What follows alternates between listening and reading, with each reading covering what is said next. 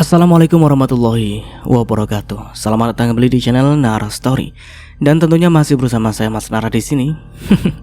Apa kabar kalian semua? Semoga selalu baik-baik saja, sehat badannya, dilimpahkan rezekinya, dan dihindarkan dari segala mara bahaya. Amin. Di kesempatan kali ini saya akan menceritakan sebuah cerita drama rumah tangga dengan judul Siapa Dia. Melanjutkan dari part sebelumnya. Oke, seperti biasa sebelum ke ceritanya, bagi kalian yang belum subscribe channel Nara Story, silahkan bisa subscribe dulu lah dan aktifkan lonceng notifikasinya agar kalian tidak ketinggalan cerita menarik dari channel Nara Story.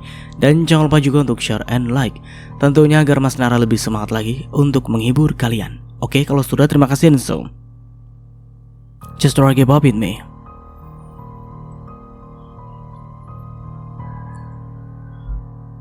Dan tuan muda inilah pria yang sang ayah jodohkan untuknya. Jelas saja Sinta langsung menolak dan memutuskan untuk menikah bersama Jonathan, meski harus mengorbankan diri dengan menanggalkan nama belakang Yudhistira. Jangankan saling mencintai, mengenal satu sama lain pun tidak. Bagaimana bisa menjalin hubungan pernikahan tanpa adanya ikatan cinta? Dan salah satu alasan terbesarnya adalah berita buruknya yang semakin memperkuat keputusan Sinta untuk menolak perjodohan itu. Kita flashback. Tunggu.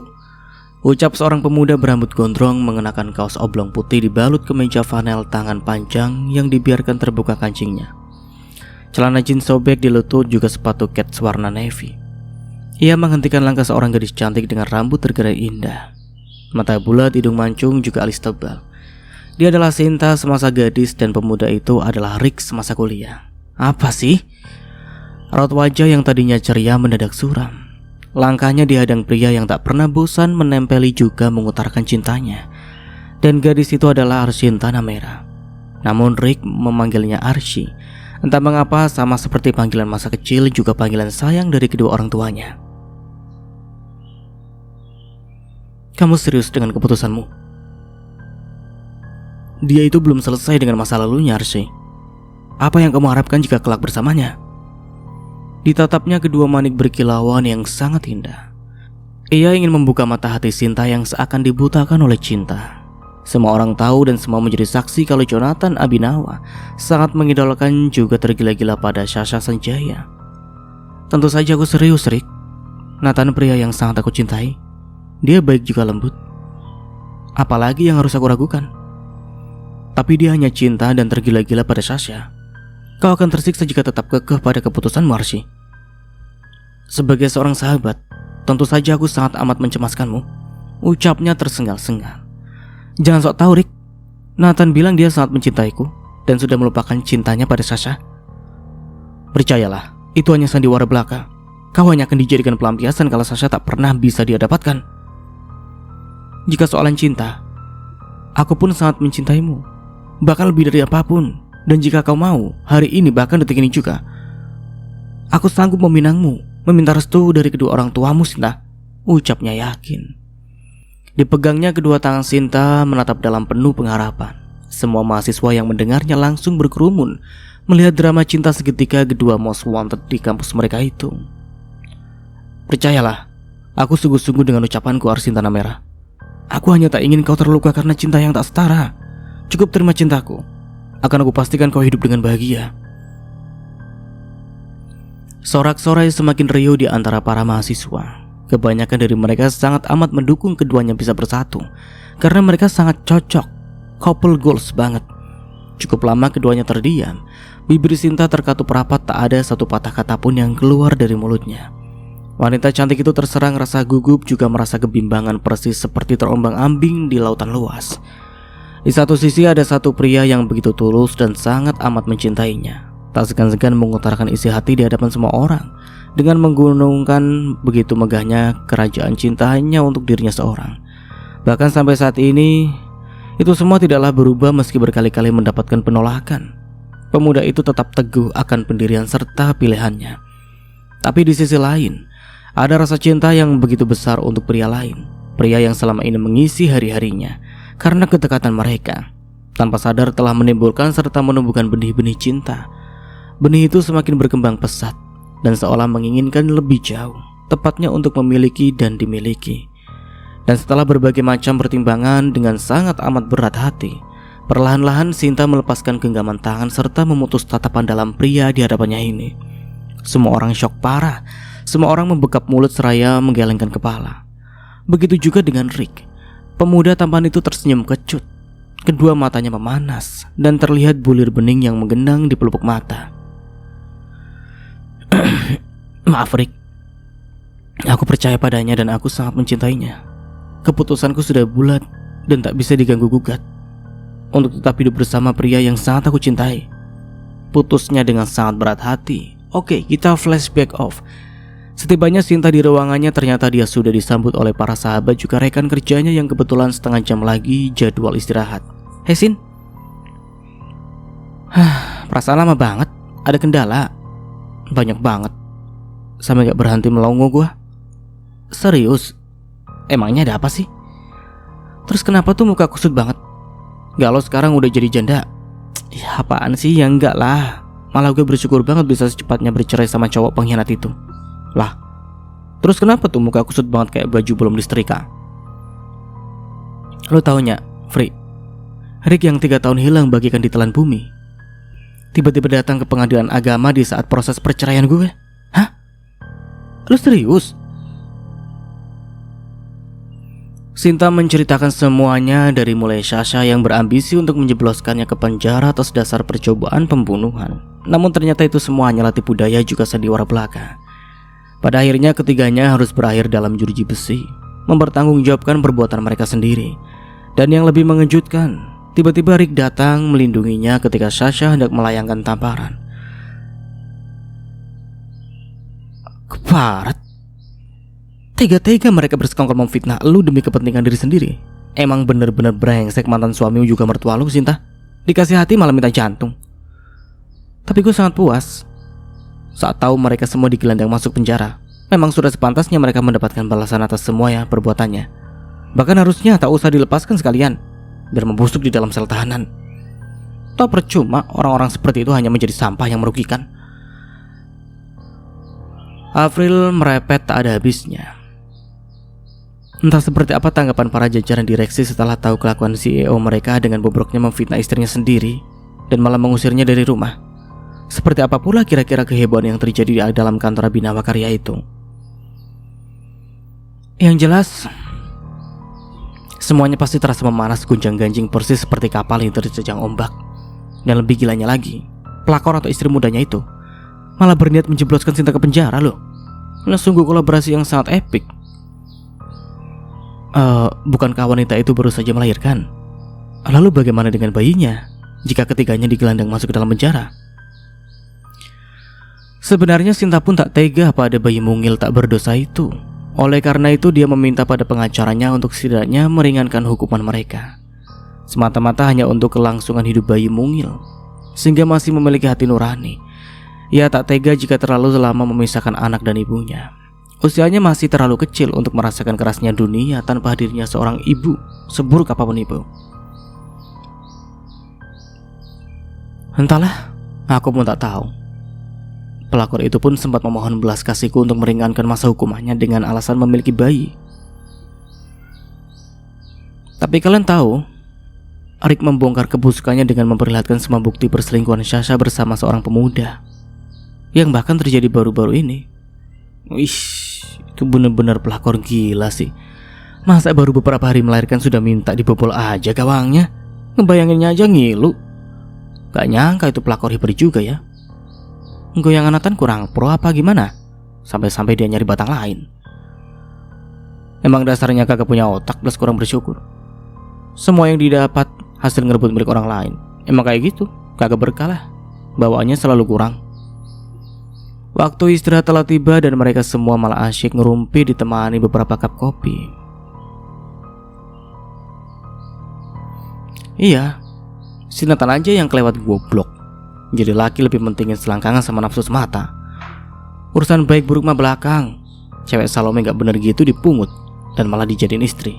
Sedangkan istri sendiri yang jelas-jelas sempurna tanpa celah, menerima semua kekurangannya juga menemaninya berjuang dari nol, ditendang dari rumah. 5 tahun yang lalu, di sebuah rumah mewah dengan arsitektur Eropa, seorang wanita cantik menerobos kerumunan dengan langkah tergesa-gesa. Meski wajahnya penuh dengan kesedihan juga air mata, tapi takkan mampu menyembunyikan kecantikannya. Hatinya berdentam-dentam seiring ketukan sepatu pada lantai marmer yang dipijak. Mendadak ia merasa seolah terperosok ke dasar jurang yang teramat dalam. Wanita itu adalah seorang yang sangat disayangnya, dicintainya. Canda tawa serta celotehannya terasa berdengung di kepala. Tapi lihatlah sekarang, wanita itu tetap diam menutup mata. Padahal dialah yang selalu menanti kepulangannya. Tapi sekarang, jangankan menyambutnya, membuka mata pun enggan. "Kak Naya," bisiknya lirih, hanya kata itu yang mampu dia ucapkan. Wajah cantiknya terlihat damai dan tenang, tapi berbeda dengan kedua pasangan parubaya yang tampak sangat terluka. Menangis terseduh-seduh di samping jenazahnya. Itu adalah kedua orang tuanya, Ardiaksa Yudhistira juga Nanami Yudhistira, dan satu orang adiknya, Arkanza Saka Yudhistira, yang baru duduk di kelas 10 sekolah menengah atas. Liris sang bunda mendongak dengan mata sembab, berusaha bangkit dari duduknya meski harus dibantu beberapa orang. Ia yang tengah menjalani pendidikan di luar negeri mendadak mendapat kabar duka dari sang kakak tercinta. Kabar yang mampu meruntuhkan separuh dunianya. Tanpa banyak basa-basi, gadis itu langsung terbang ke tanah air pada saat itu juga. Namun keyakinan itu runtuh setelah mendapati kenyataan bahwa sang kakak ternyata betul-betul telah berpulang untuk selama-lamanya, tanpa kabar apalagi salam perpisahan.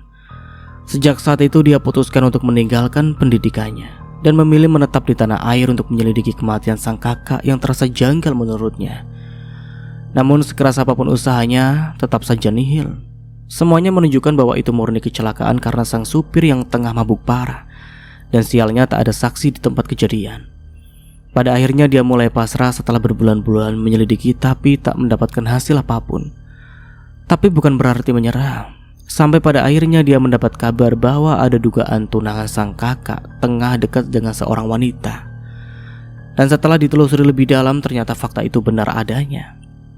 Bimantara atau yang lebih disering sapa Bima ternyata benar-benar tengah dekat dengan salah satu mahasiswi tunas harapan bangsa yang ada di kota Bandung. Karena ingin mendapatkan bukti yang lebih valid juga akurat, Sinta berencana untuk berkuliah di sana. Tak ada yang tahu niat awalnya untuk menyelidiki siapa gerangan wanita itu. Yang jelas dia yakin jika dia pasti tahu sesuatu. Permintaannya disetujui oleh kedua orang tuanya.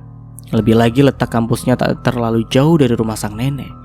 Ia meminta tak usah menyandang nama Yudhistira di belakang namanya selama menjadi pendidikan di kota itu. Dan permintaan sederhana itu tentu saja disetujui oleh kedua orang tuanya. Tapi 3 bulan berlalu berjalan dengan misi pencarian, tetap saja nihil. Semua usaha yang dia kerahkan tak membuahkan hasil. Karena ternyata faktanya Bimantara memang terkenal humble juga friendly pada semua orang. Itu menurut laporan orang suruhannya.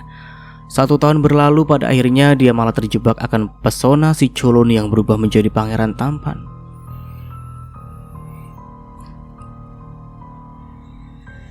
Ketampanan serta kesederhanaannya terasa amat menyilaukan. Yang ia biasa didekati banyak laki-laki dari semua kalangan, merasa telah menemukan sosok tambatan hati. Di ruang tengah yang penuh ketegangan, semua orang berkumpul. Arkan, adiknya sang bunda, juga papa yang menatapnya tajam, seolah menebus semua pertahanan. "Jangan gila kau, Ashi. Papa sudah memilihkanmu pria baik-baik, berkualitas, cerdas serta kaya raya. Dan tentunya setara dengan kita. Jauh, sangat jauh-jauh hari. Bahkan dari kalian masih kecil. Papa sudah menjodohkanmu dengan tuan muda Digdaya. Tapi mengapa sekarang kau malah memilih menikah dengan si culun putra dari pengusaha bangkrut itu? Apa yang kau harapkan darinya?" "Pak, awal mulanya Mas Nathan memang terlihat culun dan seolah tak memiliki potensi apa-apa. Tapi ketahuilah bahwa kini dia sudah berubah menjadi pria tampan. Dan saya membangun kembali kerajaan bisnisnya yang semula berada di titik kehancuran. Pada awalnya memang berat, tapi berkat usaha dan konsisten, aku yakin suatu saat nanti Mas Nathan pasti jadi pengusaha sukses dan kaya raya." Kau pikir segampang membalikkan tangan? Membangun kembali usaha tentu membutuhkan modal yang sangat tinggi. Dan kau kira semudah itu meyakinkan para investor untuk berinvestasi di perusahaan yang semulanya sudah berada di ambang kehancuran? Tidak. Tidak segampang dan semudah itu, Arsinta. Nah, apa kau sudah benar-benar yakin dengan keputusanmu? Ketahuilah bahwa pernikahan itu bukan ajang permainan. Seumur hidup itu terlalu lama jikalau kau salah memilih pasangan. Bunda harap kamu memikirkan ini lebih jauh lagi, karena menyesal di kemudian hari itu tiada artinya. Pokoknya Papa tak mau tahu. Batalkan rencanamu dan kau harus tetap menikah dengan pria pilihan Papa. Apapun dan bagaimanapun itu. Papa, apapun. Putrimu itu harus diberi paham. Jangan sampai melenceng semakin jauh. Pria culun yang tergila-gila pada satu perempuan mana mungkin bisa mencintainya dengan sepenuh hati. Wanita itu saja berkali-kali menolaknya dan lebih memilih pria kaya. Kok putrimu itu mau-maunya sama dia? Sudah culun, belum selesai lagi sama dirinya sendiri. Apa yang diharapkan? Apapun itu, aku akan tetap teguh dengan pilihanku sendiri. Aku mencintainya dan aku akan memperjuangkannya. Jangan keras kepala, Sinta. Kau mau jadi anak durhaka karena menentang keputusan orang tua, ha? Maksud Papa, aku harus terus-menerus mengikuti juga menuruti keinginanmu begitu? Lalu aku harus mengubur dalam-dalam mimpi serta anganku. Dan karena menuruti semua maumu, pada akhirnya aku malah berakhir mengenaskan seperti Kak Lili. Apalagi pria yang Papa jodohkan untukku terkenal temperamen bahkan sedari remaja, telah berani berbuat kasar pada teman-temannya. Sampai saat ini saja keberadaannya terus disembunyikan oleh keluarga besarnya. Tapi papaku tercinta malah memaksa putrinya untuk tetap menikah bersama pria kasar seperti itu. Papa menginginkan putrimu ini menjadi samsak seumur hidup. Begitu yang Papa mau. Plak. Papa menamparku. Iya, mulutmu itu harus diberi pelajaran. Terlalu lama bergaul dengan pria culun membuatmu tak memiliki adab tata krama pada orang tua.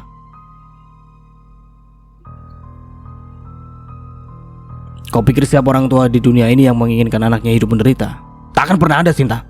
Papa memilih Bimantara karena dia pemuda baik-baik dan berasal dari keluarga baik-baik pula.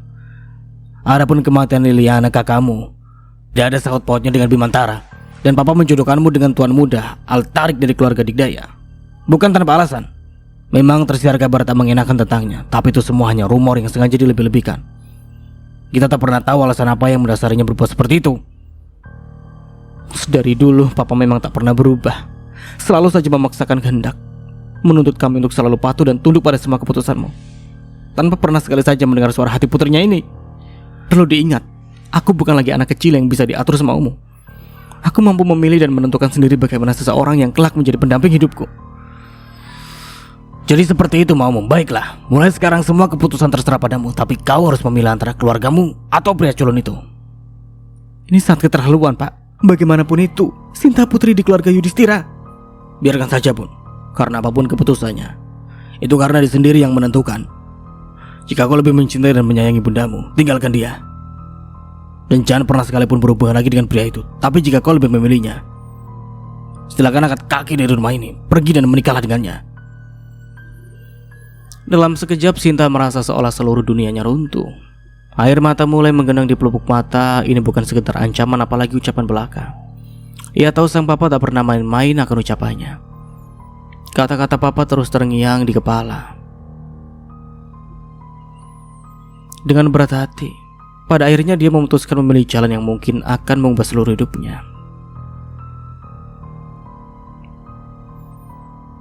Kita flashback off. Sinta juga sahabatnya melangkah bersama masuk ke dalam lobi perusahaan yang megah sembari berbincang-bincang. Hari ini wanita yang baru 2 hari menyandang status barunya itu tampak sangat cerah, berseri-seri juga bersemangat. Memang benar ucapan orang, jika kau ingin menikmati hidup yang lebih baik, lepaskan semua hal yang menjadi beban pikiran dan membuat dadamu sesak. Tinggalkan dan relakan dia yang selalu menyakitimu, serta menorehkan luka di hidupmu. Karena kau berhak bahagia, dihargai dan dicintai. Silakan. Terima kasih, Pak. Ketiganya berjalan di atas lantai marmer mengkilap seperti cermin sembari mengobrol ringan. Sesampainya di dalam, Sinta tampak keheranan. Seperti ada yang berbeda hari ini. Mengapa beberapa karyawan bergerombol seraya berbisik-bisik dengan wajah tegang? Ada apa sih? Kok kayak tegang banget? Kalau bergerombol gitu, pasti mereka lagi asyik ngegibah. Ya, Iya sih, gue tahu, tapi yang jadi pertanyaan, kenapa wajah mereka tegang kayak gitu? Ya, mungkin pada nggak kebagian bansos kali. Mana ada, wajah mereka kayak serius plus tegang banget. Oh iya ya, aku lupa. Kenapa dah? Mereka pasti lagi membicarakan CEO baru kita, pengganti Pak Rama. Iya, karena keasyikan gibahin mantan suami kamu juga Wewe Gombel itu, aku jadi lupa sama berita hot trending di kantor kita. Emangnya ada apa sih? Semakin penasaran sajalah Sinta. Mereka sampai menghentikan langkah dan lebih merapatkan diri satu sama lain, tak jauh dari para karyawan yang bergerombol. Ia yang kemarin telah datang ke kantor jadi ketinggalan kabar terkini. Saking banyaknya rentetan fakta serta kejutan yang terjadi kemarin, Sinta sampai melupakan akan ada penggantian CEO di perusahaan tempatnya bekerja ini. Kita memang gak sempat ketemu sama tuan muda atau CEO baru kita, tapi yang jelas beliau itu sangat tampan dan gagah. Mereka sampai menyebutnya Pangeran Es Blasteran Indonesia Surga. Muka dia kotak gitu. Katanya tampan, gimana sih? Ilah si anjing, kagak tahu peribahasa. Lu kira mukanya Adudu di film Boboiboy? Ucap Afril. Dengan polosnya Sinta menggelengkan kepalanya. Kayaknya lu udah keterlaluan oonnya sih Anya. Besti, jangan gitu ya. Aku bukan oon, cuma loading bentar. Masalah gibah nyinyir sama cari informasi terkini, ya jangan diragukan lagi lah. Lambe turah apa lambe berlebihan itu. Masalah begituan nomor wahid. Pokoknya maju paling terdepan. Giliran masalah yang lain loadingnya bukan main. Udah. Kapan kelarnya ini kalau kalian malah saling adu argumen? Kebetulan sekali kemarin kita berdua ada urusan di kantor cabang. Karena ada kendala di sana, membuat kami harus ikut berbantuan. Pas lu datang, kita berdua juga belum lama sampai. Jadi tak tahu bagaimana pastinya. Tapi menurut kabar yang beredar, di balik ketampanannya yang subhanallah juga masya Allah, Pangeran Adikdaya Company ini sangat menakutkan. Dingin seperti kutub utara, irit bicara, tapi tegas juga sangat disiplin. Dia juga sangat perfeksionis. Ada sedikit saja kesalahan, langsung bertindak tegas dan kejam loh. Kemarin banyak karyawan yang kena semprot hanya karena kerjaannya kurang memuaskan juga kurang maksimal. Kedepannya ada kemungkinan besar beliau tanpa segan-segan memecat karyawan yang dianggap tak berguna. Serius, seseram itu dan semengerikan itu? Padahal kan dia baru saja menjabat 1 hari di sini. Sejauh apapun kakinya melangkah, namun pada akhirnya dia harus kembali bertemu dan berhadapan dengan sifat dan karakter seseorang yang mirip seperti sang papa. Sejujurnya perasaannya pun sedikit ketar-ketir jika nanti harus berhadapan langsung dengan pimpinan seperti itu saat bekerja. Tapi untungnya dia hanyalah staf biasa, manajer divisinya lah yaitu Kevin, yang harus memiliki mental baja. Shh, kalian harus tahu yang lebih epicnya lagi. Ada apa sih? Kok gelagat kamu mencurigakan? Tuh, kayak mau nyebrang aja, nengok kanan kiri. Jangan berisik. Kalau orangnya dengar, bisa berabe urusannya. Kalian tahu kan Mbak Mela di divisi keuangan? Si seksi itu yang balonnya tumpe-tumpe lah, bokongnya lumer, ya. Yang kata dirinya sendiri idaman para kaum lelaki. Kenapa sama dia? Lihat tuh si Tobrut. Kemarin kan dia jadi salah satu sasaran semprot bos. Dia ditegur di depan semua orang. Gimana gak ditegur? Dandanannya aja selalu cetar membahana, juga berpakaian serba mini. Kayaknya gak ngefek apa-apa. Lihat aja dandan sama cara berpakaiannya masih tetap sama. Tapi kemarin gue puas banget ngelihat dia ditegur habis-habisan. Dan Pangeran Es kita pun menegaskan padanya bahwa ini perusahaan bukan diskotik. Iya, wajahnya sampai pucat seperti kekurangan darah. Antara malu juga merasa terhina karena ditegur di depan banyak orang. Gayanya sih so banget, merasa paling cantik, paling unggul. Gigi sekali. Sorak Afril bertepuk tangan. Pernah ada konflik di antara keduanya, wanita itu pun kerap kali mencari gara-gara kepadanya. Secara terang-terangan mengatakan tak akan ada yang mau padanya karena Afril gadis barbar dan urakan. Hanya karena insiden dulu, Afril tak sengaja menyenggolnya, yang mana membuat satu cup kopi yang tengah dia pegang tumpah mengotori bajunya. Wanita itu pun marah-marah dan dengan kasar mengumpat dan memakinya bisa-bisa. Padahal Afril sudah meminta maaf dan mengakui kesalahannya. Siapa yang kayak ondel-ondel? Seru seorang wanita yang tiba-tiba terdengar di belakang mereka. Ya saya apa lagi kalau bukan elu? Dengan entengnya telunjuk Avril tepat mengarah tepat di wajahnya. Sialan, berani ya kalian menghina aku, dasar para wanita kampungan. Amit-amit jabang orok. Asal kalian tahu ya, tak ada satupun pria yang bisa menolak pesonaku. Mereka selalu memuji kecantikanku dan memuja kemolekan tubuhku. Iya. Udah, biar dia bahagia. Mela mengepalkan tangannya kuat-kuat sampai uratnya bertonjolan. Ia merasa terhina padahal sebelumnya tidak ada yang berani kepadanya. Bas baru kemarin negur gue. Mungkin karena dia kagak pernah melihat cewek secantik dan semenarik gue. Secara body gue aduhai, gak seperti kalian yang kurus lurus seperti papan. Lebih jijik kali ya. Secara udah terjamah beberapa tangan jahil para pria. Sialan. Bisa jadi rumor itu benar. Dia sukanya kan yang sesama jenis. Secara bos muda itu gak tertarik sama cewek secantik dan semenarik gue. Terangnya dengan sangat percaya diri. Tiba-tiba pintu lobi terbuka lebar. Terlihat pria tampan dengan sayap telanjang hitam dan dasi merah tajam melangkah masuk. Wajahnya dingin seperti es, tak tersenyum sedikit pun. Di belakangnya terlihat beberapa bawahan yang mengikuti langkahnya dengan rasa hormat. Para karyawan yang semula tengah berbincang dan tengah adu mulut mendadak terdiam. Termasuk Mela yang semula mengatakan hal tak sepantasnya yang tertuju pada bosnya itu. Wanita itu tampak menggigil ketakutan ketika ditatap tajam oleh pria yang baru 2 hari menjabat sebagai bosnya. Mendadak mereka langsung menunduk memberikan salam hormat ketika sosok sang CEO melintas di hadapan mereka. Tiba di tengah lobi, secara mendadak langkahnya terhenti tepat di depan 3 wanita yang terdiam seperti patung. Sepersekian detik dunia terasa berhenti. Tak ada satupun kata yang keluar karena semua terasa tercekat di tenggorokan. Kali ini tatapan sang CEO hanya berpusat pada Sinta seorang, seolah menembus kedua manik mata coklat wanita itu. Ia menatap dari atas sampai bawah dengan ekspresi yang menyeramkan. Kenapa kau sangat suka mengenakan rok seperti ini? Ingin menggoda para lelaki? Desisnya terdengar tegas namun seksi. Rick, mengapa bisa kau? Sinta tergagap tak sanggup lagi melanjutkan ucapannya. Siapa sebenarnya dia? Mengapa ada di mana-mana? Dan mengapa aura kepemimpinannya terasa menguar di udara? Jangan-jangan dialah Pangeran S, yaitu bos muda yang selalu mereka bicarakan. Itu artinya dialah Al-Tariq Shah Digdaya, sang pewaris tahta kerajaan bisnis, juga seseorang yang dulu dijodohkan untuknya. Tidak mungkin. Sinta menggelengkan kepalanya kuat-kuat menghalau beragam kemungkinan yang terasa bercokol di kepala. Rick tersenyum menyeringai melihat Sinta yang menggelengkan kepalanya kuat-kuat. Tentu saja sangat bisa. Kau benar, Rick. Lirikannya tak percaya. Berbagai pertanyaan memenuhi pikiran ketiganya. Menurutnya, ternyata bukan hanya mereka bertiga saja yang mengerutkan kening, juga bertanya-tanya, tapi semua orang, seluruh karyawan yang menyaksikan interaksi mereka. Namun tiba-tiba tatapannya beralih pada rok spam sebetis yang Sinta kenakan, lalu beralih menatap sekeliling lobi yang hampir didominasi para pria. Kau jangan pernah lagi memakai rok yang memperlihatkan lekuk tubuhmu seperti itu. Apa salahnya? Kurasa ini masih terasa sopan. Lihat tatapan pria. Kau berniat menggoda mereka dengan pakaian yang kau kenakan.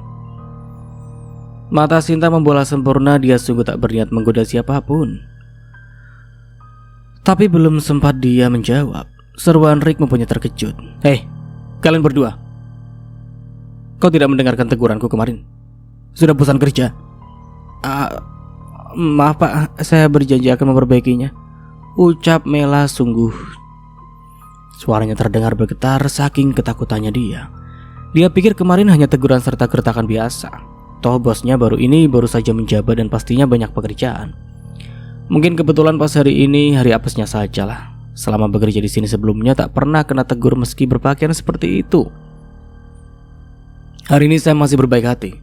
Jika sampai besok masih ada yang berpakaian seperti itu, silakan angkat kaki dari perusahaan ini. Di sini perusahaan tempat orang bekerja, bukan ajang memancing hasrat para pria. Dan ini berlaku untuk semua orang. Tekankannya lagi dengan tegas. Di akhir kalimat dia menatap Sinta dengan tajam. Mela mengangguk pasti. Tatapannya kini beralih pada wanita yang berdiri sendiri di tengah lobi. Dengan tangan bergetar dia mencoba meraih ponselnya kembali. Dan bisa dipastikan pastilah ponsel itu retak atau bisa jadi rusak. Apakah ini yang kau sebut profesional? Rick mengejek melihat wanita yang tampak ketakutan. Kita berada di tengah lingkungan kerja, bukan di rumah apalagi tempat hiburan. Fokuslah pada pekerjaanmu. Jika masih ingin bekerja di sini, tunjukkan bahwa dirimu pantas. Jangan sia-siakan waktuku untuk menggaji orang tidak berkompeten sepertimu. Karyawan itu mengangguk patah-patah. Ia mengedarkan pandang menatap sekeliling memastikan semua orang mendengar dan memahami peringatannya. Beberapa dari mereka tak sanggup untuk sekedar mengangkat kepala. Aura menegangkan juga menakutkan serasa mencekik leher mereka. Pada dulu sang bos yaitu Pak Rama tidak setegas ini. Beliau memang disiplin dan tegas, tapi tidak sampai cara berpakaian karyawan pun dikomentari. Tapi putranya ini berbeda, sangat perfeksionis, membuat para karyawan harus selalu memberikan yang terbaik. Tapi itu semua sebagai bentuk dari kepemimpinannya yang tegas dan visioner. Seorang pria berjas rapi mendekat dengan senyuman serta sikap hormat juga ramah. Ia adalah asisten keduanya. Selamat pagi, Pak Al-Tariq Shah. Al-Tariq Shah, maksudnya Al-Tariq Shah Digdaya. Berarti dia adalah tuan muda Digdaya, sang pewaris tahta kerajaan bisnis di keluarga konglomerat yang tersohor di negeri ini. Ya, tapi nyatanya dia adalah orang yang sama dengan Rick yang selama ini mereka kenal. Memikirkan ini semua kepala mereka terasa mau meledak. Dan itu artinya dia benar-benar orang yang sang papa jodohkan untuknya selama ini. Mengapa dunia sesempit ini? Di antara ribuan juta bahkan miliaran pria di dunia, mengapa harus Rick? Batin Sinta menjadi tak karuan. Lagi dan lagi senyum menyeringai tersungging di sudut bibirnya. Sepertinya dia sudah mengetahui siapakah Sinta sebenarnya. David, kumpulkan para karyawan baru. Melihat kelakuan seniornya seperti ini, saya ingin menyoroti mereka semua. Tegasnya tak terbantahkan, pria itu mengangguk patuh. Semua orang melotot sempurna. Kejadian seperti ini belum pernah terjadi sebelumnya. Setelah mengatakan itu, Rick berbalik dan kembali meneruskan langkah, menaburkan suasana tegang hening serta sunyi yang menyelimuti seluruh lobi. Para karyawan berdiri seperti patung, menghembuskan nafas pun rasanya sulit. Baru setelah rombongan itu benar-benar pergi dan pintu lift tertutup rapat, mereka akhirnya bisa menghembuskan nafas lega. Mereka mulai berbincang dan beraktivitas seperti biasa, meski masih terasa ketegangan di udara. Begitu juga dengan Sinta CS yang belum bisa memahami apa yang terjadi dengan segala keterkejutan ini. Ketiganya masih terdiam dengan segala pertanyaan memenuhi pikiran, sampai tak menyadari ada seorang wanita yang menghampiri mereka. Hei kalian, mengapa tiba-tiba gagap seperti itu? Kalian mengenal bos kita secara pribadi? Iya. Apa yang kau ucapkan? Mana mungkin kamu yang staf biasa bisa mengenal beliau? Serius? Untuk apa aku berbohong? Toh tak ada gunanya juga. Seru Sinta dengan santai membuat wanita itu terdiam. Maaf, kami harus pergi. Permisi. Tiba di kantin, Sinta menarik mereka menuju kursi paling pojok. Ketiganya duduk di sana seraya menenangkan jantung yang masih berdegup kencang. Serius, itu tadi Rick? Tapi kenapa dia seolah menyembunyikan identitasnya selama ini? Kira-kira apa yang mendasarinya melakukan itu semua? Padahal bisa saja mengaku yang sejujurnya pasti semua mahasiswa senang bisa satu kampus dengan pangeran Adikdaya Company. Selama masa perkuliahannya dulu, Rick pun ternyata seperti Sinta, menyembunyikan identitasnya dan bertingkah seolah pemuda biasa-biasa saja. Jika alasan Sinta jelas ingin menyelidiki seorang wanita yang diduga selingkuhan Bimantara, dan kabar itu hanya tersiar di kalangan atas, tidak untuk kalangan bawah. Entahlah, tapi mungkin ada sesuatu hal yang tidak kita ketahui alasannya. Dari dulu dia memang udah ganteng banget sih, tapi sekarang bertambah jutaan kali lipat ketampanannya. Kalian lihat tadi otot tangannya, mantul banget. Kira-kira dia masih mau gak ya temenan sama kita? Syukur-syukur sih bisa naksir sama aku. Terus kita berdua menikah dan menjadi keluarga bahagia. Indahnya. Alah, mulai. Udah gak beres ini Masin. Ayo kita gusur aja dia sebelum terpatri di kursi ini. Keduanya Tanpa berbibu langsung memutus sepihak angan-angan Anya yang sedang melambung tinggi. Mengapit tangannya menuju divisi IT tempatnya bekerja. Rekan kerjaannya yang lain pasti sedang menunggu.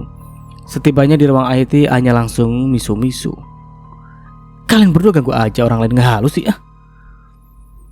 "Kenapa tuh bocah?" tanya Juki mendekati Avril. "Ngambek dia lagi ngehalu cowok ganteng. Tiba-tiba kita seret kemari. Emangnya siapa cowok ganteng itu? Sampai bikin My Princess kesal seperti ini?" "Itu bos baru kita. Cakep banget katanya, kayak Indonesia Blasteran surga." "Oh, Pak Atala. Beliau emang bener-bener berdamage banget coy. Dia orang kedua yang gue akui ketampanannya setelah Alindo Syaraf," seru Agus bersemangat. Tampak sekali binar-binar cerah di matanya. Ruang divisi IT penuh akan suara gemeretak keyboard. Para staf menatap fokus penuh konsentrasi ke arah komputer yang menampilkan kode grafik yang rumit. Mereka berupaya keras memastikan sistem yang mereka kelola agar tetap berjalan lancar. Di antara kesibukan pekerjaan, Sinta merasakan kantuk yang teramat sangat. "Kenapa lu?" "Tahu nih, butuh secangkir kopi latte." "Ini sesuai request." Satu cup kopi latte yang masih mengepulkan asapnya tersaji di samping komputernya. "Serius ini buat saya, Pak Kevin?" "Iya, ayo diminum. Dan ini untuk kalian semua." Ucapnya tersenyum manis membagikan pada mereka semua masing-masing satu cup kopi. Dia memang atasan yang sangat baik dan pengertian, mampu mengerti apa yang diinginkan oleh para stafnya. Dan dia pun tidak pernah membeda-bedakan status. Mereka berbaur menjadi satu tim yang solid. Itulah mengapa dia menjadi salah satu manajer yang sangat dikagumi oleh para stafnya. "Terima kasih, Pak." Di bagian paling pojok yang Anya tempati, wanita itu terlalu fokus pada layar komputernya sampai tak menyadari ada bagi-bagi kopi gratis. "Hei, terlalu fokus itu nggak baik. Ini diminum dulu biar sedikit relax." Padahal nggak perlu repot-repot, Pak. Saya bisa ambil sendiri kok." "Tak apa, memang saya berniat sekalian membawakan untuk kalian semua. Karena pasti lagi pada mumet kan kerjaan algoritma." "Pak Kevin memang atasan yang terbaik. Thanks buat kopinya." Serunya ceria menyesap kopi itu dengan nikmat. Karamel macchiato. Aku suka ini. Serunya Riang kembali menyesap kopi itu dengan menutup mata menikmati rasa krimi lembut manis di lidah. "Aku senang kalau kau menyukainya," ucap Kevin dengan senyuman cerah di bibirnya. "Bagaimana progres program yang sedang kamu kerjakan?" "Sejauh ini lancar-lancar aja kok. Alhamdulillah." "Syukurlah kalau gitu. Oh ya, jangan lupa istirahat dan jangan terlalu memforsir diri ya. Kita semua tahu di divisi IT ini kerjanya berat dan menguras otak. Jadi jangan sampai kelelahan." "Terima kasih atas perhatiannya, Pak." Anya mengangguk pelan seraya tersenyum lembut. Setelahnya Kevin berbalik kembali ke dalam ruangan yang tertutup kaca. Pria itu tampak berseri-seri juga senyum-senyum sendiri. Tampaknya suasana hatinya sedang bahagia. Sedangkan Avril dan Sinta, kedua wanita itu saling pandang melihat bentuk perhatian juga ekspresi yang ditunjukkan. Mereka satu pikiran. Itu merupakan bentuk perhatian khusus yang ditujukan untuk Anya, si gadis mungil pencuri hati Pak Manajer. Shh, kayaknya Pak Kevin naksir deh sama si anyang-anyangan itu. Lu tadi lihat sendiri kan? Iya sih, tapi si Anyanya sendiri gak pernah merespon lebih. Dia pikir itu hanyalah bentuk perhatian bos ke bawahnya aja, gak lebih dari itu. Sayang banget ya. Padahal kelihatannya tipe-tipe pria baik, setia, perhatian, plus tampan budinya juga bagus. Paham agama pula. Apalagi sih yang dia cari? Ini udah paket komplit banget gak sih? Kagak tahu gua. Pasti ada satu dan lain hal yang perlu Anya pertimbangkan kali. Dan semua itu gak mudah. Iya juga sih. Setelah putus sama Niko 4 tahun lalu, kayaknya dia belum pernah menjalin hubungan dengan pria manapun lagi. Ya kan? Iya. Dia seakan menutup hati lebih setelah tahu cowoknya selingkuh di depan mata kepalanya sendiri. Sedari dulu Anya memang gadis yang ceria dan penuh semangat. Dia juga memiliki kekasih bernama Niko dan menjalin hubungan dari semenjak putih abu-abu. Tapi belakangan cowoknya itu terlihat cuek dan suka marah-marah tanpa sebab. Itulah salah satu pemicu meradangnya kekesalan juga kemarahan Anya. Tapi bukannya dibujuk atau dirayu, dia malah ditinggal pergi menemui perempuan lain. Katanya penasaran, hanya mencoba mengikutinya dan benar saja, pria brengsek itu sedang berciuman panas bersama wanita seksi. Lihat, sekarang dia malah sibuk ngurusin cowok-cowok tampan yang gak sengaja dia temui. Bagian cowoknya ngelirik, apalagi merespon balik, dia malah ngacir melarikan diri. Ya walaupun masih suka jelalatan sama cowok-cowok tampan, tapi dia tetap setia dan tergila-gila sama pacar halunya itu. Ya itu sih, si jongkok opa-opa Korea. Bukan jongkok ya Ge, jungkok. Sekate-kate lu melesetin nama orang. Lu kira mau beol harus jongkok dulu? Halah, sama aja lah. Terserah lah, capek gue ngomong sama lu. Sinta mulai kembali melakukan pekerjaannya dengan menatap komputer. Semua orang mengalihkan atensinya ketika HRD menyembulkan kepalanya setelah diperbolehkan masuk. Pak Yudi, ada apa pak? Tanya Kevin aneh, tak biasanya pria itu mengunjungi ruangannya dengan wajah setegang ini. Beberapa hari yang lalu di divisi ini ada anak baru kan? Betul pak. Kebetulan saya sendiri, memangnya ada apa ya? Jawab Sinta tak sabaran. Para anak baru dikumpulkan di lantai 9. Dan kamu pun harus cepat ke sana. Jangan sampai CEO kita menunggu. Baik pak. Tiba di lantai 9, di dalam ruangan yang cukup besar dan luas, tampak sekitar 20-an orang dengan ekspresi wajah tegang juga ketakutan. Tak ada yang berbincang ataupun sekedar bersuara. Mereka semua tampak bergelut dengan pikirannya masing-masing. Suara langkah kaki terdengar bertalu-talu seperti genderang perang. Sosok pria jangkung dengan rahang tegas juga tatapan tajam memperhatikan mereka satu persatu. Dia adalah Rick. Selamat siang rekan-rekan sekalian. Saya mengumpulkan kalian di sini adalah untuk menyeleksi ulang para karyawan yang baru bekerja di perusahaan ini. Karena saya pribadi tak ingin mempekerjakan seseorang yang tidak sesuai, apalagi tidak memiliki kriteria atau kebutuhan perusahaan.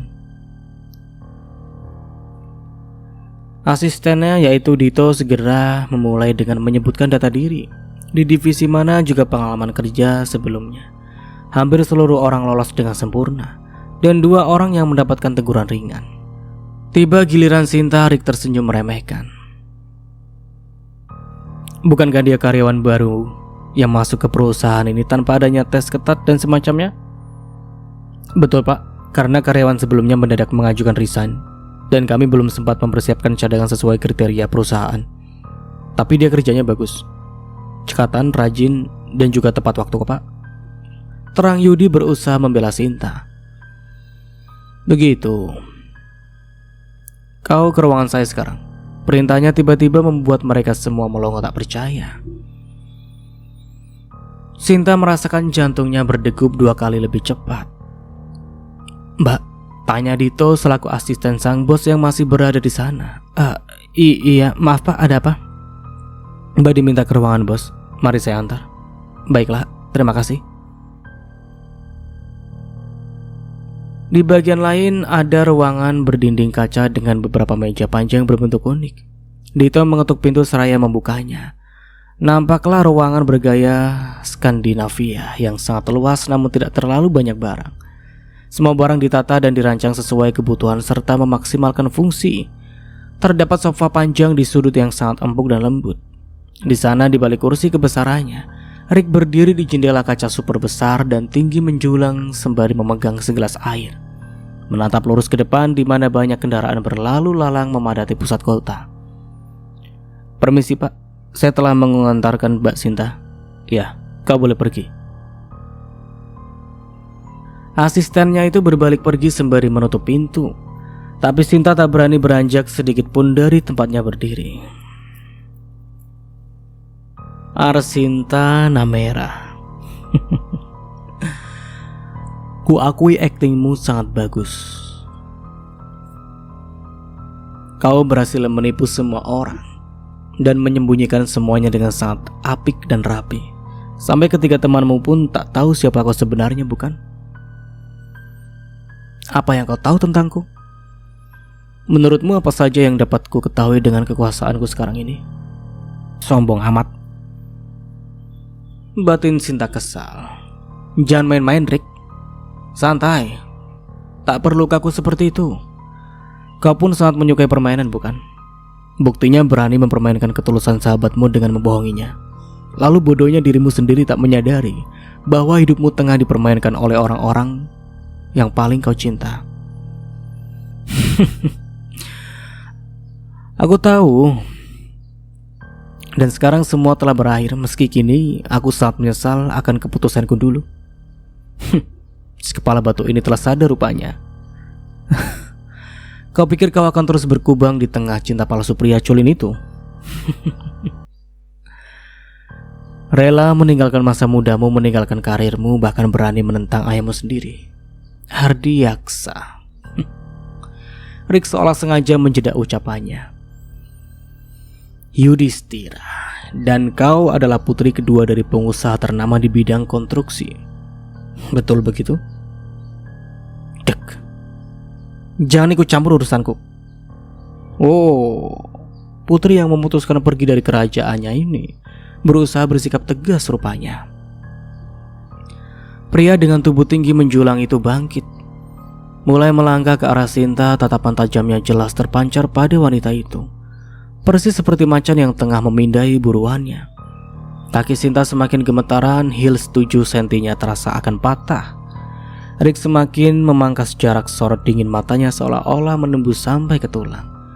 Tak sedikit pun Sinta mengalah, apalagi menundukkan kepala. Perempuan itu mati-matian berusaha tegar, berdiri tegak tanpa ekspresi. Sekuat tenaga menyembunyikan kegugupan. Aku Arsinta Namera, putri dari keluarga Yudhistira. Di dalam darahku mengalir darah Adiaksa, dan kami berdua bukan jenis manusia yang mudah diintimidasi, apalagi ditindas. Batinnya menjerit memberi dukungan. Jarak antara keduanya tinggal 2 langkah lagi. Mata tajam pria itu bertemu dengan mata bulat Sinta. Tatapan mata itu sulit diartikan. Tanpa sadar Sinta mundur selangkah. Sementara itu Rick terus merangsek, memangkas jarak di antara mereka, hingga tanpa sadar tinggal sejengkal. Tatapan tajamnya tak bisa lagi dijangkau, karena kini hanya terlihat leher kokoh, bahu dan dada lebar serta bidang. Dari jarak sedekat itu, Sinta bisa mendengar irama jantung mereka yang saling bersautan. Cukup, Rick, jangan mendekat. Aku bisa teriak agar asistenmu yang di luar sana bisa segera menolongku. Rick tertawa mendengar ucapan Sinta. Lakukan sesukamu, tapi aku yakin siapapun tak akan bisa mendengar teriakanmu. Tenanglah. Rilekskan dirimu. Aku tidak akan menyakitimu seperti mantan suamimu kok. Sinta mendelik mendengar ucapannya. Kesal rasanya lagi dan lagi pria ini mengungkit kembali mantan suaminya. Tampaknya sekarang kau lebih bahagia, terurus dan terawat. Senang, Sudah lepas dari seseorang yang menimbulkan derita. Berisik, kau tahu apa tentang hidupku? Kau tak pernah berubah, Rishi. Selalu membelanya, baik dulu maupun sekarang. Siapa yang membelanya? Aku hanya tak ingin lagi mendengar seseorang mengungkit namanya kembali.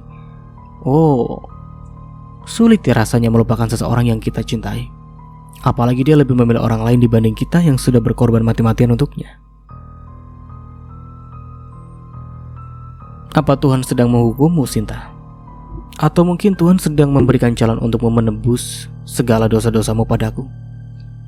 Karena telah menyanyiakan ketulusan cintaku juga menyakiti seluruh keluargamu. Aku tak menyangka, hanya karena pria culun itu, kau sampai rela meninggalkan keluargamu, meninggalkan kemewahan yang melekat dalam hidupmu. Sebenarnya apa yang istimewa Nathan bagimu? Menurutku dia hanyalah pria miskin, culun, bodoh dan tak berguna. Dan satu lagi, tergila-gila pada perempuan jalang murahan itu. Tak ada satupun nilai plus darinya. Jika saja dulu kau mau menerima cintaku atau menerima perjodohan itu, mungkin saat ini kau pasti hidup bahagia dan sangat diratukan. Secara dulu aku sangat mencintaimu, menginginkanmu menjadi pendamping hidupku. Apapun yang kau inginkan akan selalu terpenuhi. Dan aku pastikan ibuku atau mertuamu tak akan ikut campur dalam rumah tangga putranya.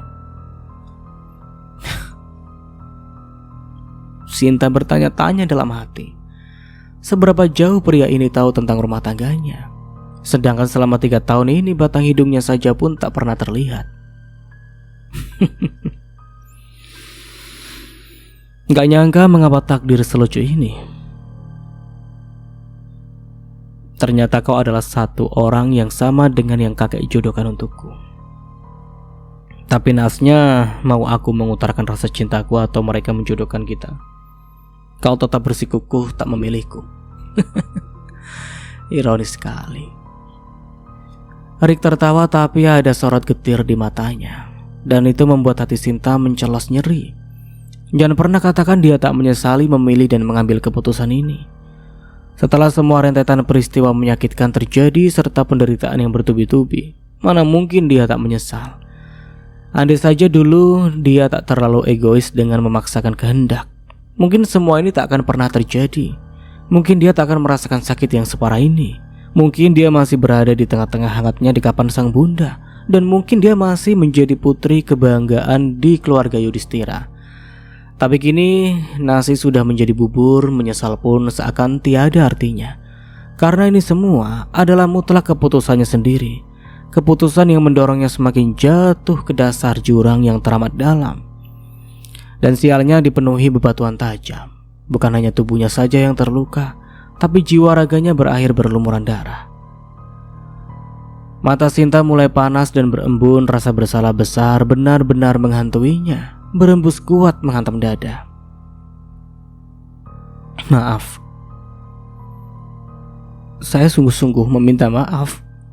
Suara Sinta parau dengan kepala menunduk dalam. Tanpa sadar bulir-bulir bening berjatuhan. Sudah. Tak perlu mendramatis keadaan. Kau sudah memilih dan menentukan pilihan. Terima dan telanlah semua itu. Lagi pula aku sudah tak berminat dengan masa lalu, apalagi bekas orang lain. Sinta tersentak, matanya membelalak. Kemarin pria itu tak terima Nathan menyebutnya barang bekas, tapi kini dia sendiri yang mengucapkannya. Hati manusia memang mudah berubah-ubah. Kenapa? Tak terima. Tapi setelah dipikir-pikir, kau memang barang bekas. Apalagi yang memakaimu adalah pria culun dan cupu sepertinya. Sinta melotot kesal, kedua tangannya mengepal kuat. Giginya gemeretak menahan diri agar tak memaki apalagi menyumpahi pria itu. Maaf pak, jika Anda memanggil saya hanya ingin mengatakan itu atau menghina saya, lebih baik saya keluar saja. Toh dari tadi tidak ada pembahasan mengenai pekerjaan. Ucapnya berusaha profesional karena ini masih jam kerja. Pria itu terdiam. Sorot mata bengisnya menghunus tepat sampai ke jantung. Sombong sekali kau ini. Kau pikir dirimu siapa? Hanya karyawan biasa tapi berani-beraninya mengaturku. Saya tak suka mendengar perkataan Anda barusan. Itu sudah termasuk penghinaan.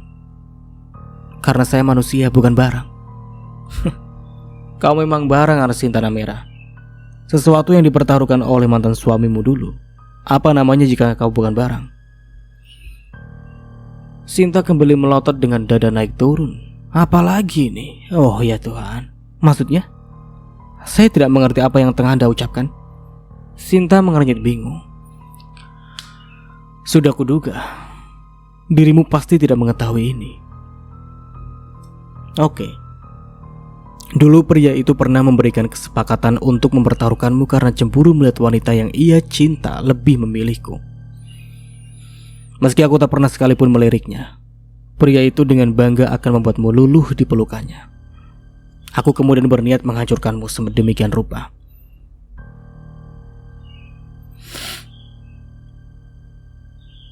Agar hanya bukan kau saja yang menderita, tapi aku juga. Di sisi lain, terlihat sebuah mobil yang berhenti tepat di depan rumah yang dahulu dihuni oleh Sinta juga sang mantan suami. Rumah yang dia beli menggunakan hasil jerih payahnya sendiri. Namun di sana banyak menyimpan luka serta kepedihan yang mendalam. Para tetangga sekitar melongokkan kepala, siapa lagi jika bukan para gengs cetar badai alias si nyamuk kebon lambe turah CCTV di desa itu. Mereka ingin tahu siapa yang datang mengunjungi rumah itu. Secara penghuninya sudah beberapa hari tidak pulang ke rumah, entah apa alasannya. Di sana hanya tersisa sang putra yang masih bayi yang belum genap 1 bulan dan Simbok yang diperintah menjaga rumah sekaligus bayi itu. Shh, diam Ariel Tatum, jangan berisik. Tulis siapa yang datang ke rumah Bu Ratna, ucap Bu Tuti menyentak anaknya yang merengek minta jajan. Tapi aku pengen jajan mah, beli es di warungnya Bu Saroh. Baru juga tadi jajan. Udah mau jajan lagi aja kamu. Tahu, mending jajannya yang bikin kenyang, roti kek atau biskuit. Lah ini dari pagi-pagi buta udah minum es cekek, ucap Bu Lilis menimpali. Lihat tuh, ternyata mereka yang datang, tunjuk Choi Yuyun tanpa sengaja melihat rombongan keluarga itu. Berarti kabar itu cuma hoax ya? Beberapa hari yang lalu angin berhembus membawa kabar mengejutkan bagi semua warga. Tapi itu hanya selentingan kabar, belum terbukti kebenarannya. Tapi melihat ketidakhadiran keluarga itu membuat sebagian besar warga curiga bahwa mereka benar-benar tahanan. Gak tahu, kabarnya juga belum pasti. Tapi mana mungkin atuh Bu Ratna sama si Jo bisa masuk penjara? Apa yang sudah mereka lakukan? Usahanya kan belum lama berkembang. Mana mungkin berbuat ulah yang merugikan dirinya sendiri? Ya bisa aja tuh, kan sekarang banyak tuh kasus-kasus korupsi yang terbongkar. Para pejabat-pejabat tinggi, pengusaha kaya raya yang istrinya artis itu nikahnya aja mewah banget di Disneyland kayak princess sungguhan.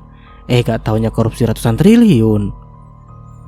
Yang heboh banget gara-gara cuma di penjara 6 tahun karena alasannya gak masuk akal itu. Balas Lilis, malah gibain artis. Ayo kita samperin siapa mereka, seru Bu Tuti menyudahi aksi gibah mereka. Bu Ratna, baru pulang dari mana?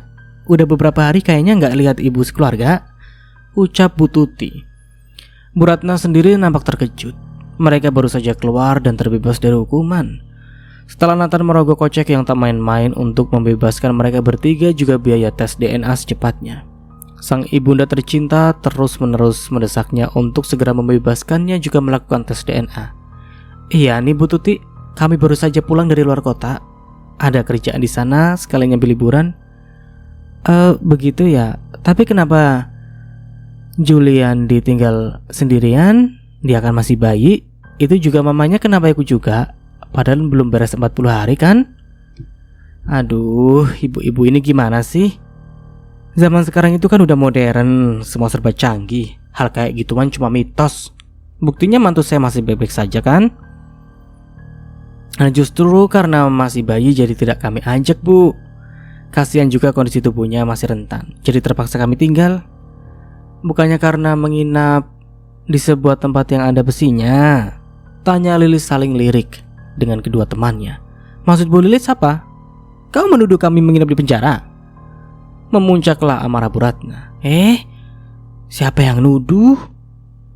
Bisa aja kan besi yang dimaksud di sini itu pagar besi atau pembatas tangga atau apalah itu yang masih berhubungan dengan besi. Lagi pula saya nggak ada tuh ngucapin atau nyerempet ke arah jeruji besi atau penjara. Bu Ratna sendiri yang tiba-tiba berucap seperti itu. Terlihat kini wajah Bu Ratna semakin panik juga gelagapan. Tapi di saat yang sama terlihat 2 mobil yang menghentikan laju tak jauh dari mereka semua. Mobil pertama diisi 3 orang, 2 pria 1 wanita, dan mobil mewah satunya lagi keluarlah seorang pria tampan berpakaian necis dengan rambut klimis yang disisir rapi sekitar 30 tahunan. Muncul sembari membawa 6 maps yang entah apa isinya. Para mama yang tadi melihat Julid mendadak berubah sikap menjadi ramah dan lembut. Buru-buru merapikan rambut, baju, juga pakaian. Maaf mas, cari siapa ya? Tanya Tuti seramah mungkin. Belum sempat rombongan itu menjawab, Yuyun sudah paling depan menjawabnya. Pasti mas ganteng ini cari rumah Yuyun kan? Ayo kita ke rumah, ucap Yuyun sumringah. Kepedean banget kamu Yun. Emangnya kamu kenal sama si masnya? Enggak juga sih. Tapi bisa aja masnya ini teman kantor suamiku dan mau berkunjung ke rumahku. Alah, pakai acara teman sekantor segala. Wong si Ujang kerjanya juga OB, mana punya teman sementereng ini sih? Membalas Bu Lilis tertawa mencemooh. Lilis emak-emak sok gelis. Nyabai wah pekerjaan OB-OG. Yang penting halal. Berkah barokah dunia akhirat. Daripada suami kamu bang keliling alias si embok debrok pekerjaan gak halal. Setiap harinya makan duit riba. Dan duit udah dipastikan gak akan masuk surga itu. Dasar norak, kampungan malu-maluin. Kayak nggak pernah lihat orang ganteng saja. Kalian kan memang udik, kampungan. Beda sama saya yang dari dulu udah jadi istri pengusaha. Sombong Bu Ratna. Alah, pengusaha bangkrut aja bangga. Usaha nggak berkembang, utang di mana-mana, sampai stres, depresi alias gila tuh Pak Abi. Dan berakhir meregang nyawa gara-gara gak bisa menerima kenyataan yang ada. Balas Bu Tuti sesuai fakta. Semua warga tahu siapa suami dari Bu Ratna, Abinawa, seorang pria yang berambisi menjadi pengusaha sukses. Tapi mimpi-mimpinya tak pernah tercapai, apalagi jadi kenyataan. Sialan kau Butut, mulutmu persis seperti namamu. Meskipun suamiku bangkrut, tapi paling tidak dia bisa mewujudkan mimpinya. Dan sekarang Jonathan putraku berhasil meraih kesuksesan dan kejayaan di perusahaan yang kau hina itu. Balasnya tak mau kalah, udah pada ribut sendiri-sendiri itu di situ. Dan sampai di sini dulu ceritanya. Nantikan kelanjutan ceritanya di part berikutnya. Dari saya mohon maaf bila ada salah kata atau dalam penyampaian cerita. Akhir kata, wassalamualaikum warahmatullahi wabarakatuh. Sampai jumpa di video selanjutnya and see you. Ciao.